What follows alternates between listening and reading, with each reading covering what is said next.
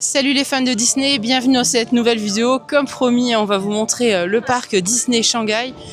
Et bonne surprise, dès l'ouverture, on a pu rentrer un peu plus tôt parce que le parc il ouvre à 8h30 et on y était à 8h. Donc c'était génial, on a pu aller directement faire l'attraction de Trône en 5 minutes, on a attendu seulement. Mais je pense que c'est exceptionnel parce que normalement il faut payer un pass premier accès pour entrer à 7h30 en fait. Sinon, comme à Paris, si vous dormez dans un des hôtels du parc, évidemment vous pouvez rentrer 1 heure avant tout le monde. Restez bien jusqu'au bout de la vidéo, on va vous donner un maximum d'informations.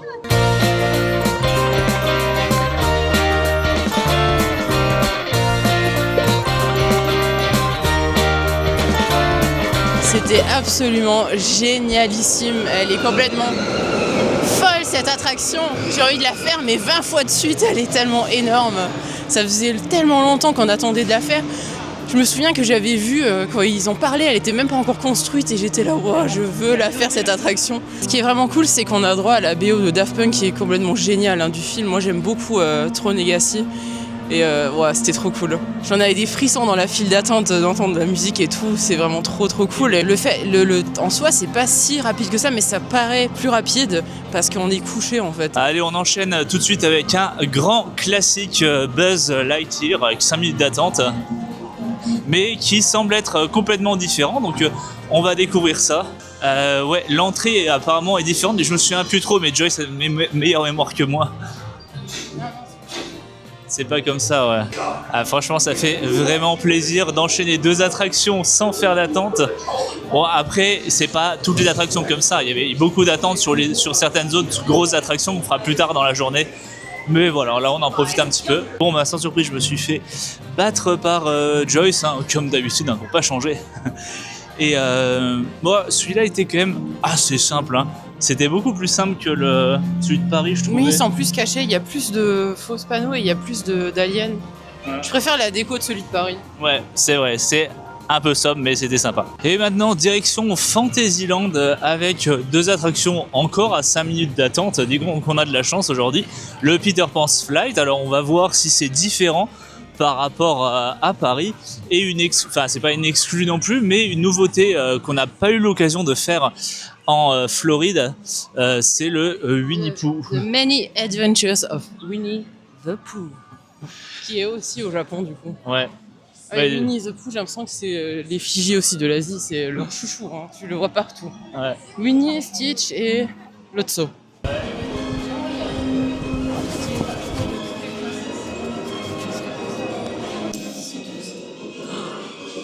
Mais juste avant, finalement, on va faire un petit détour par le château, tant qu'il y a encore que 5 minutes d'attente pour le Once Upon a Time Adventure.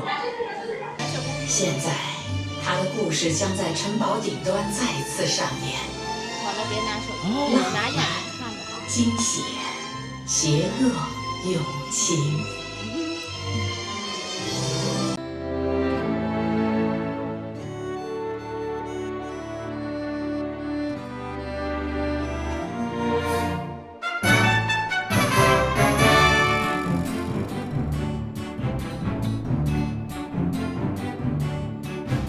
C'était complètement fou de visiter ce château et les animations qu'il y avait pour raconter l'histoire de Blanche-Neige, surtout avec la méchante sorcière. Waouh, c'était vraiment impressionnant, ça vaut vraiment le coup d'y aller. On l'a raté en Floride, c'est l'occasion du coup de le faire, les aventures de Winnie Pooh. Oui, j'ai trop hâte. L'entrée est vraiment trop cool, en fait, on entre dans un livre. On est devant, trop bien.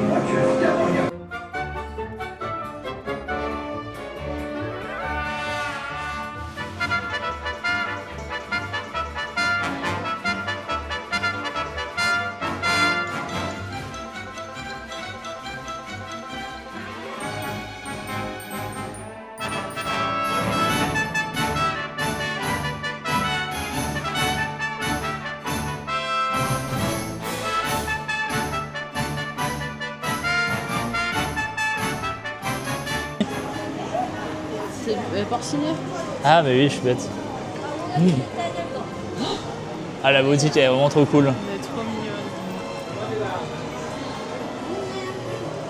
Les étals sont en bois en fait. Ouais, bah en tout cas, ça y ressemble. Au toucher en tout cas. Ouais.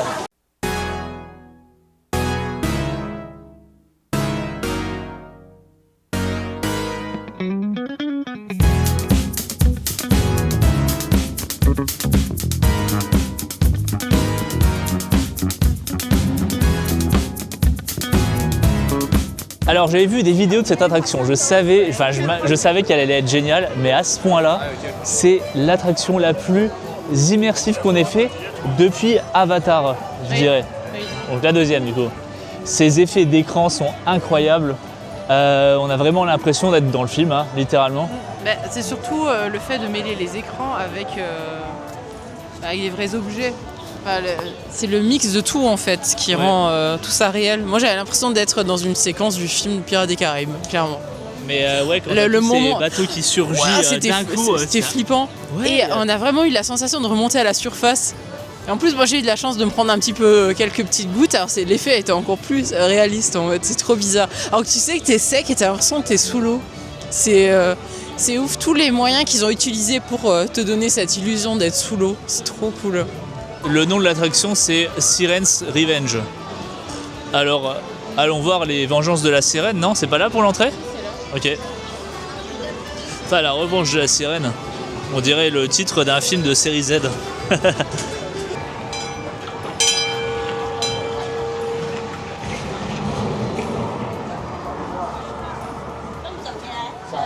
Ah, faut descendre. Très très cool ça. Oui, Joyce vient de dire que ce serait, selon elle, l'équivalent du sous-marin à Paris. Le Nautilus, ouais. Ouais, enfin l'équivalent. Le fait de descendre en dessous et de visiter des décors. Voilà. Voyage dans la grotte de cristal. L'équivalent du coup, c'est quoi l'attraction à Paris? Le livre enchanté ou je sais plus quoi? Là où il y a les miniatures. Ouais, le livre des histoires. Des œufs d'un oiseau ou d'une tortue, ou les deux. Donc c'est là, il y a des œufs de tortue. Et du rhum. Évidemment. Pour relever les saveurs. Ah oui. Ça va faire boum.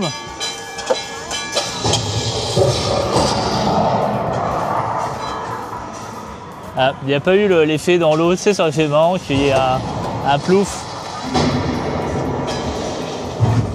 Carte.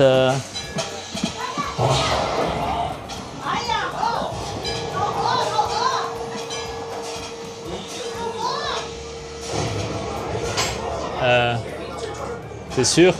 Je veux que faire un à la fois. Ah oui, ok, ouais. Je me disais bien qu'il y avait un petit problème. Ouais. Et en fait, l'idée, c'est qu'on peut interagir avec les cordes et selon les cordes qu'on tire, ça permet du coup de mettre en avant 3 drapeaux qui signifient à chaque fois un message en particulier. Qu'est-ce qu'on va donner comme message? Alors, on va choisir ça.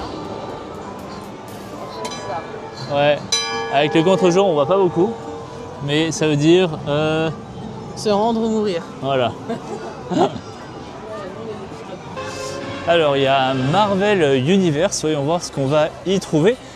Depuis qu'on est parti de France, on n'a du coup jamais eu l'occasion de retourner à Disneyland Paris et faire le Marvel Campus. Donc on va essayer de compenser avec ça. Je sais pas du tout ce qu'on va y trouver. Ah. Qu'est-ce qu'on a? On a une réplique du film. C'est une vraie tenue du film. Disons qu'on va se l'imaginer en fait. Ta superposition d'héroïne.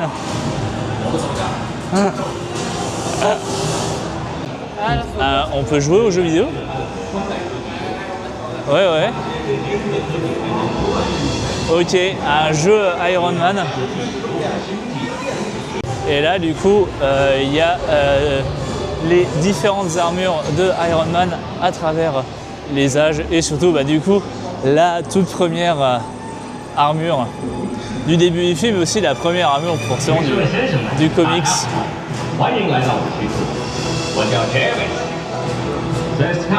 Et du coup en fait le jeu c'est un extrait, je pense que ça doit être une démo en fait du jeu Marvel l'ère d'Ultron. ou ils l'ont fait exprès, je ne sais pas du tout. Mais c'est sur le principe de la Kinect Xbox et ça détecte les mouvements et vous tirez et voilà. C'est très sympathique.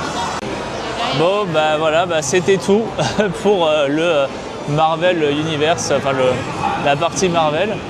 C'est très petit, j'avoue que c'est très petit.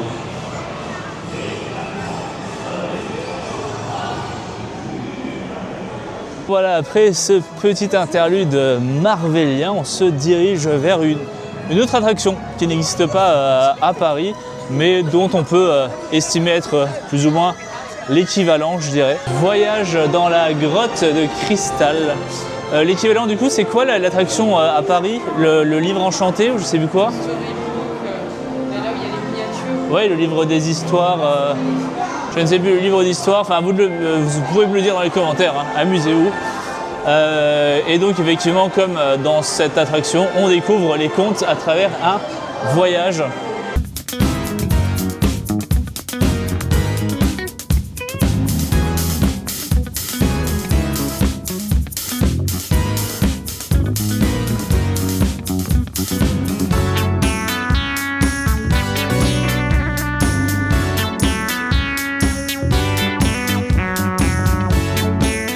Voyage dans la grotte de cristal, franchement c'était super beau, surtout le final, la fin avec cet effet de lumière et qui refaisait les châteaux en fait en mode cristal. Ouais. C'était trop beau et les personnages aussi. Et à chaque fois tu avais la musique qui changeait et les personnages qui correspondaient, c'était trop beau. Ouais. C'était trop émouvant, c'était trop beau, j'avais la petite larme à l'œil, surtout chez Réponse. Alors en parlant du coup de Réponse, ça tombe bien parce qu'il est l'heure de manger et on va manger, bah pourquoi pas dans la taverne de Réponse. Enfin, s'il n'y a pas une queue de 1 heure. Bon alors du coup finalement c'était blindé à la taverne de Réponse, on s'en doutait un petit peu, on s'est rabattu sur la taverne de Pinocchio qui propose plusieurs menus dont des pizzas, donc autant profiter de pizzas complètement originales. Toi c'est pumpkin? C'est oui, citrouille, salami, champignons, olive noire. Et je pense que dans la pâte ils ont mis du sésame noir. Ouais. C'est ça qui fait la couleur. Et du coup, moi, j'ai pris la pizza spéciale Winnie. Je vais manger Winnie parce que bon, bah voilà, la forme était cool, je trouvais. Et franchement, la taverne de Pinocchio, on n'a jamais fait celle à Paris. Donc, vous dites-le moi dans les commentaires si c'est à peu près la même chose, mais on a des superbes scènes du dessin animé tout autour. C'est plutôt cool. Et du coup, la boisson est compris en fait avec la pizza et on a payé environ 11 €. Donc voilà, je ne sais pas combien vaut les prix à Paris. Bon alors, on n'était vraiment pas du tout sur de la pizza classique, hein. On est plutôt sur quelque chose d'un peu plus gastronomique, hein, parce que la pâte était quand même assez épaisse et bien bourrative, hein, mine de rien. Oui, la mienne elle était assaisonnée au sésame noir et quand j'ai goûté celle de Yann, je me suis rendu compte qu'il y avait une différence de goût au niveau de la pâte. Ouais, et puis les ananas étaient frais, c'était des ananas frais. Oui, pas de conserve, oui. Très moi j'étais appréciable. contente d'avoir enfin de la citrouille, c'est la première fois que j'en mange ce mois. Pourtant c'est le mois de la citrouille. C'est pas le pays de la citrouille, enfin c'est pas le pays de l'autre. Non, il y a des plats avec la citrouille, on n'a juste pas trouvé. Je pense qu'on n'était pas dans les provinces qu'il fallait. Mais sûrement, je sais qu'ils font des choses avec des citrouilles. Si, il y en a beaucoup. En fait. Alors il y a quelque chose qui est très appréciable et qu'on a remarqué déjà à Universal, c'est que le service est hyper fluide. Il n'y a pas de file d'attente dans les quand on prend les repas, il n'y a pas de file d'attente. Non, ouais. Et en plus, pas pour ceux qui ont peur, qui parlent pas chinois, c'est écrit en anglais et puis il y a les photos en fait. Ouais. Il y a les images. En fait, tu choisis ce que tu veux manger et après, il y avait, on peut choisir la boisson qui était inclus, oui, de l'ice tea ou du Pepsi. Donc du coup, quand vous arrivez, les assiettes sont chauffées. Donc du coup, le plat n'est jamais froid. Oui. 瞧我的这两位徒弟学得可真快。好了，大家在等着我们太极课的开始呢。欢迎欢迎！大师，智慧智慧。先给你介绍一下我的两位徒弟，琪琪。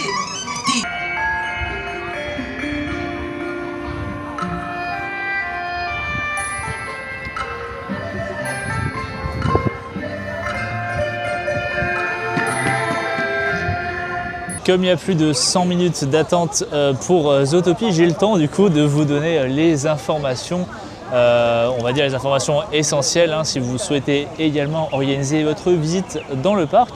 Alors déjà, on a remarqué quelque chose, c'est qu'il est quand même relativement petit, et si vous venez en semaine, vous avez certainement l'occasion de faire toutes les plus grosses attractions du parc. Nous, je pense qu'on est bien parti pour le faire. Donc je pense qu'une journée suffit pour visiter le parc de Shanghai. 2 jours évidemment c'est toujours mieux, mais en une journée franchement vous avez le temps de quoi faire bien sûr. Hors jour férié évidemment comme toujours. Alors si comme nous vous êtes des voyageurs petit budget, que vous n'avez pas les moyens de vous payer un hôtel du parc, et en plus de ça vous n'avez pas trouvé un logement à Pudong, en fait c'est le quartier où se situe Disney, c'est le nouveau quartier de Shanghai. Eh bien c'est pas très grave parce que nous on est à 1h30 de métro de Disney Shanghai, on a trouvé un hôtel mais complètement en dehors du centre, en même temps on n'avait plus trop le choix niveau disponibilité et puis aussi niveau prix, mais sachez qu'on peut facilement y accéder en métro, donc il n'y a aucun problème, vous pouvez loger où vous voulez, dans tous les cas vous accéderez à Disney en métro, vous n'aurez pas besoin de prendre de taxi, ou de Didi plutôt ici. C'est la ligne 11. Nous franchement on s'est levé, il était quoi comme d'habitude 5h, 4h45 du matin, 6h30 on était au top à la bouche de métro, 7h30 on était déjà dans la file d'attente du parc. Donc c'est jusque là franchement très accessible. Au niveau du tarif, on a réservé les billets sur Trip. Alors là, ce qui est cool, c'est qu'ils nous ont donné un vrai billet d'entrée. On pensait que ça restait juste une réservation électronique, mais bon, c'est cool, on a eu le petit billet souvenir.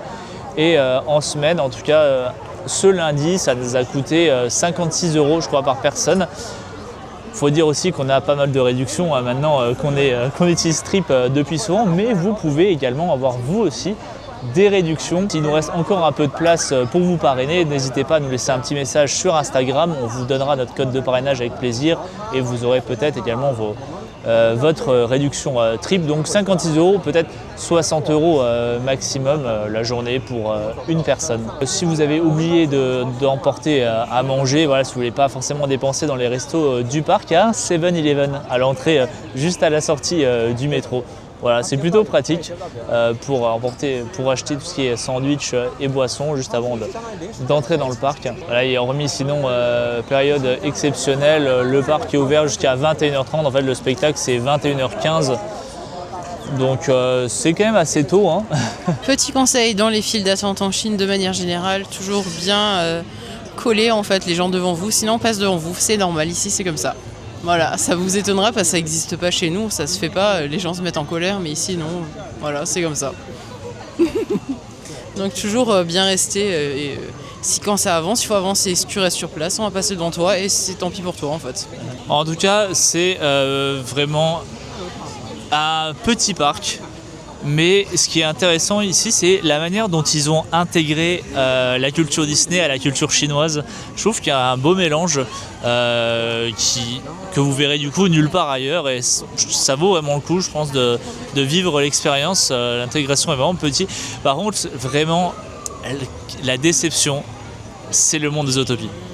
Il est magnifique, mais il est minuscule. Je l'imaginais pas immense non plus, mais alors là, c'est rikiki en fait. C'est tout petit, il y a une route et après ça part des deux côtés. Ouais. Mais on est tellement nombreux à venir que tu vois même pas. Ce matin, on a pu voir un peu mieux et là, c'est impossible de regarder. Tu fonces que dans les gens ils font des photos, des queues. Tu vois rien en fait. Et le problème, c'est qu'en fait, ils ont vraiment pas prévu, ils n'ont pas construit l'infrastructure pour accueillir autant de monde. Là, par exemple, ils ont dû rajouter une file d'attente pour l'attraction, la seule attraction du land, Haute Poursuite. Ouais. Et autre problème, faut quand même le dire, les spots photos. Franchement, j'ai pas. Mais il n'y a même pas de spot photo ici. Les gens utilisent les lieux, c'est normal pour faire des photos. Et comme c'est trop petit, c'est pas pratique pour personne en fait. Ce qui est drôle aussi, c'est le merchandise. Il y a quasi que du Zootopie en fait, des Disney Ears, t'en vois très rarement en fait, je trouve. Les oreilles de Mickey, c'est quasi inexistant. Il y a presque que Zootopie en fait. C'est complètement la folie Zootopie ici, il y a que ça en fait. Ouais, ils sont complètement fans en fait de cette licence. Ah oui, oui, il y a que des... surtout Judy Hobbs, mais ils s'habillent complètement. Les filles, elles sont habillées en Judy Hobbs, elles ont des tenues de policières complètes en fait. Bon, en tout cas pour Zootopie, on sait pourquoi on a attendu. La file d'attente est juste exceptionnelle.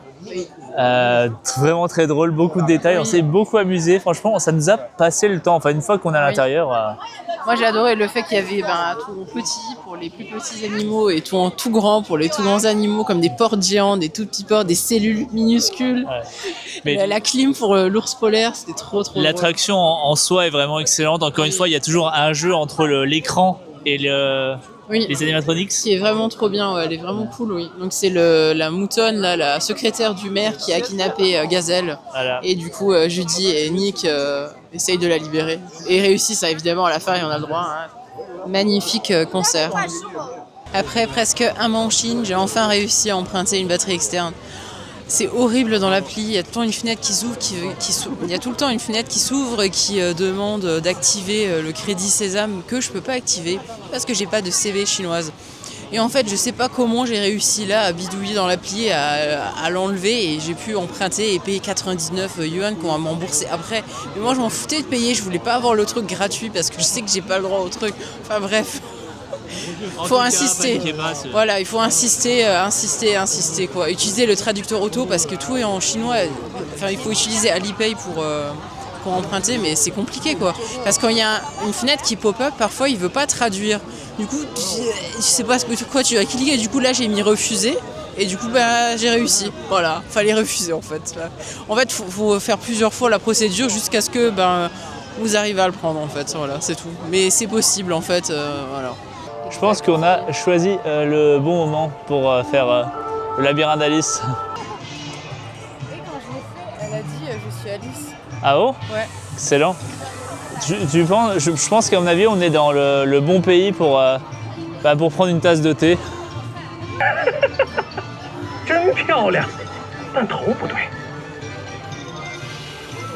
Là. Ouais, ça va fait. Son cochon. Ah oui, ouais. Et là, d'un coup, plus de batterie.